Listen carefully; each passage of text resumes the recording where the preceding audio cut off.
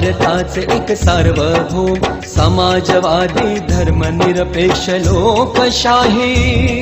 गणराज्य घडवण्याचा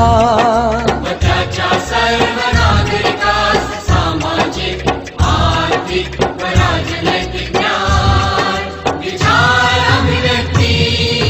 विश्वास श्रद्धा व उपासना यांचे स्वातंत्र्य